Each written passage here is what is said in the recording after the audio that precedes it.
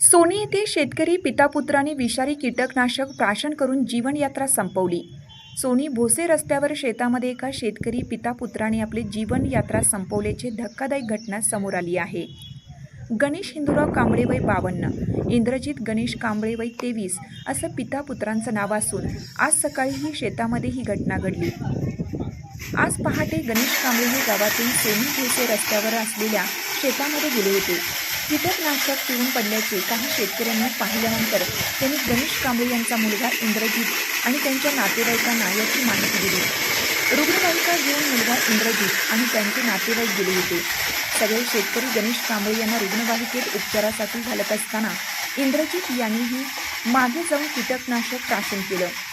पितापुत्रांना एकाच रुग्णवाहिकेतून नातेवाईकांनी मिरज शासकीय रुग्णालय येथे उपचारासाठी दाखल केले, पण दोघांचाही उपचारापूर्वीच मृत्यू झाला आहे. या घटनेमुळे सोनी गावात मोठी हळहळ व्यक्त होत असून मिरज उपविभागीय पोलीस अधिकारी प्रनिल गिल्डा, मिरज ग्रामीण पोलीस निरीक्षक अजित सिद यांनी तात्काळ घटनास्थळी धाव घेतली होती. इंद्रजित कांबळे याचे गेल्या महिन्यात लग्न झालं होतं.